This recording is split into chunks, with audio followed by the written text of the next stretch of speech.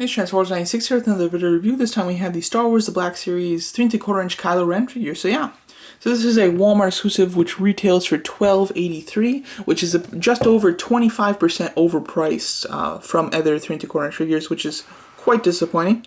Here's the package though. It's basically a miniaturized version of the 6-inch Black Series packaging though, so pretty neat. I mean, it would kind of be cool to keep them mint and then display it with their 6-inch counterpart, because they really are just like miniature versions of these 6-inch figures.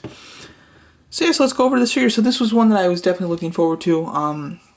I do like the 3.75inch series, and I was very disappointed when the 3.75inch series was basically had only no articulation, just had the 5 points of articulation. So I am really grateful that we do have a 6-inch, or sorry, a 3.75inch toy line that does have articulation. Of course, it's very limited in characters. They've only have 5 Force Awakens characters that they've done so far. They haven't shown any others, and they are incredibly overpriced.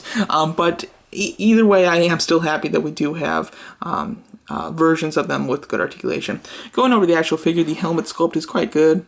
As you can see, lots of good detail in there, especially on the silver bits, and then his hood does fall over it. It's draped really naturally, and it looks very nice. The sculpting work on it is really cool. Obviously, they did go with a plastic instead of a soft cloth hood like the 6-inch version did from the Black Series.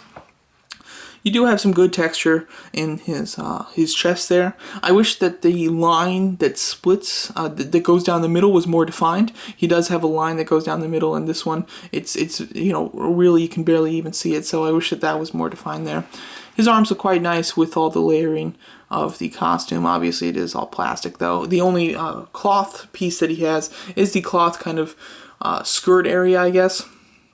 You know, I'm pretty happy that they went with cloth just because it frees up the articulation. Now underneath he does also have this section of softer rubber clothing, and then he has his legs here. I would have actually not minded it if they just didn't put these little pieces on the figure at all, just because you couldn't see them, and made this a plastic. I think that would have been better, and you know, it would have not hindered the articulation. It would have hindered it just as much as this did. So it would have been kind of nice if they did that. And as you can see, you can do some, you know, great articulation with him, being the fact that, you know, only one layer of his clothing has the plastic. So overall, it does look quite good. Sculpt-wise on it is a really nice figure. Obviously, paint-wise, not much to say. It's mainly just black with, you know, you've got some silver in the helmet and, you know, silver on the belt. Going over articulation, this guy is, you know, relatively lacking compared to the others. He has a ball-jointed head, but it's all this one sculpted piece, so you can't really do anything with it. He's got this, like, slight swivel, which is definitely a shame. He's got ball-hinged shoulders, but for some reason, this is as far out as the shoulders go. This is so annoying to me. You know what? Maybe, sorry. I am completely wrong, folks. It was just extremely hindered. This other side should be able to do the same thing. But man, yeah, I have to put in a great deal of force to do that. And I wouldn't be surprised if the paint started chipping because of how much you have to pull up on it to get it to go up. It's very annoying, so that is something to note. He has hinge swivel elbows. Wish it was double hinge, or that the hinge could move a little bit further, but overall it is fair. He's got hinge swivel wrists. On this side, the hinge is on the... No, actually, sorry. The hinge is on the sides of the wrists on both of the hands. I do like that a lot, especially for figures that hold lightsabers, because it allows them to be able to point the lightsaber out forward rather than just have it straight like this. So I do like the fact that the hinge is on the sides of the wrist instead of on the top and the bottom. He does, I think it's just a waist swivel. Might be a ball joint upper torso, but it's so hard to tell, being that it's under so many layers of clothing. So overall, I would mainly just classify it as a swivel. He has hinge swivel thighs, let it go up and everything, and then he has hinge swivel ankles. Man, this hinge does not want to go. Maybe I've never even used this hinge before. I don't know. Oh, this figure is so screwed up, man. All right, here we go. Sorry, his leg was on the was flipped around the wrong way actually, but overall he has hinge swivel knees and then hinge swivel at the ankle. Wish that he had an ankle pivot like the 6-inch version does. Unfortunately, he does not though. Really nice. He comes with a lightsaber. The lightsaber is pretty good. As you can see, there's some good paint work. There we go. There's some good paint work on the hilt. You swivel it around. He does have like a red stripe. I've never seen that before. I don't think that that's what Kylo Ren actually has on his lightsaber, but I think that actually looks kind of neat. I don't know why, but it just kind of looks cool. The little side blades are quite nice, and then the blade itself is pretty good. It's done in a translucent plastic. He does also come with an unignited lightsaber. There we go. There you go. And this one also has that red stripe.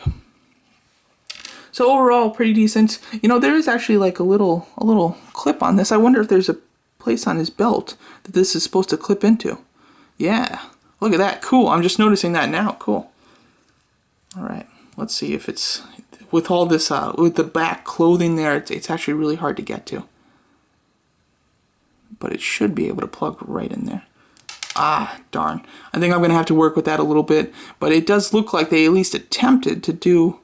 And to have it so that you can put his unignited lightsaber on his belt. Pretty neat idea, really hard to get to though. And it doesn't look like the hole is actually very deep at all, so even if I did get it plugged in, it would just pop out pretty darn easily. There we go, last chance. I'm pushing it in hard. Oh, it's staying. It's staying. Very nice, so that you can do that too, which is a nice touch. I do like that. So overall, I do like this figure. Yeah, like I said though, it's a very loose fit. It does look quite nice. I think that they've utilized the cloth pretty well. I just wish that they did cloth for the head, or did this section of clothing attached to his shoulders and then made his head and the hood separate from that piece so that you would be able to at least get a full swivel in there. It is very disappointing not having an air neck articulation. I would have also really liked an Adam Driver head sculpt. I think that would have been fantastic and something that really every Kylo Ren figure, even the Hot Toys one, is lacking, so I would have liked to see that in this version. Overall, pretty decent figure, very overpriced though, just because they are charging $2.83 over. Sorry about that, my camera ran out of space really fast there, but like I was saying, they are charging $2.83 overpriced, so this is an overpriced figure, but if you're willing to pay that extra price to get an articulated 3.75-inch version, this is a nice figure for you. So there you go, that's my video review of the Star Wars The Black Series Kylo Ren 3.75-inch version. Thanks so much for watching.